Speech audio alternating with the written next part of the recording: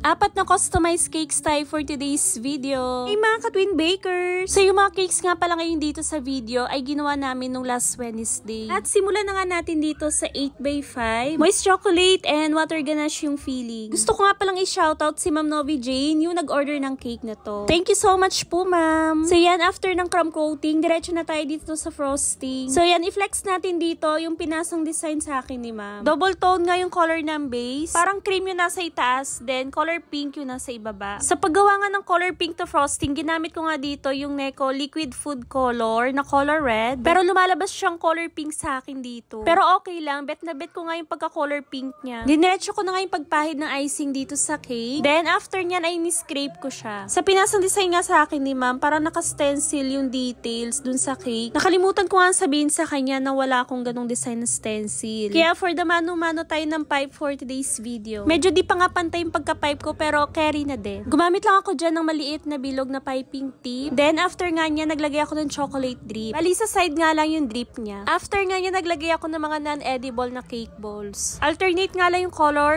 pink, white, and gold. Nagpagawa nga din ako ng topper na ang nakalagay ay blooming at 57. Niligay ko na nga din dito yung ibang details sa cake. At saka ako nag-brush ng gold dust dun sa chocolate drip na nilagay ko kanina. At ito na nga ating finished product. Hindi man kuwang-kuha dun sa Inspire Design pero sana nagustuhan ni ma'am. Ang sunod nga na ginawa ko dito ay ang 2-tier na wedding cake. Ang size ng cake ay 8x5 at 5x5. Moist chocolate lahat ng flavor. So yan, after ng paglalagay ng filling, ika-crumb coat natin yung cake para mapadali natin siyang pakinisin mamaya. Gumamit lang ako dyan ng 12 inches na cake drum. So sa Inspire Design na wedding cake ni ma'am, all white lang siya. Then meron lang mga flowers dun sa side. After nga ng pagka-crumb coat dun sa bottom tier, naglagay ako ng mga dowels. Isang mahabang straw dun sa center at 4 na maliliit na zago straw na kapantay ng cake. Alam naman natin na napaka-importante nito para ma-hold niya yung bigat ng top tier. So yan, medyo nagagamay ko na ngayon ganitong method. Yung naka-assemble mo na siya bago ko frostingan. Medyo nasasanay ko na ngayon sarili ko sa ganitong pag-frosting. Dati kasi,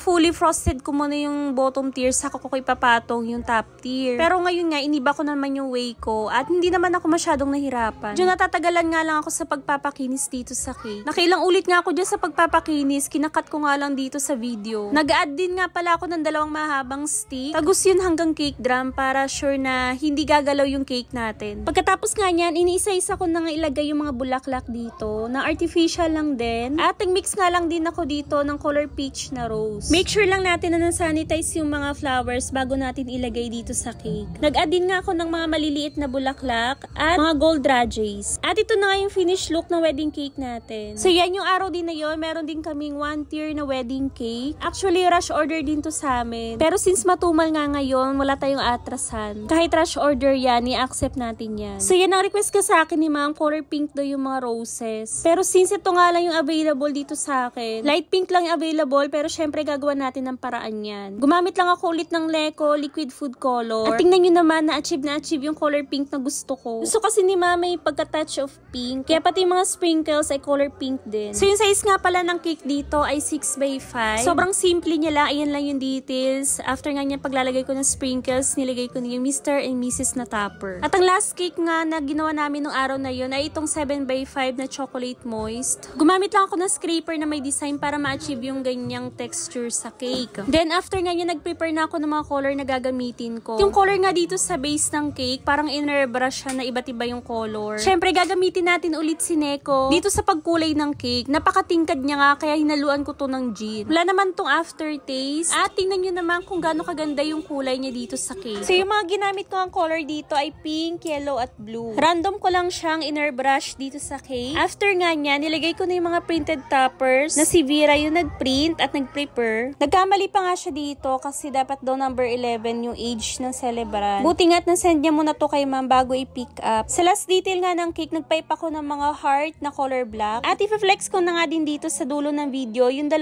regular cakes na in-order din sa amin. Maraming salamat at God bless you all po.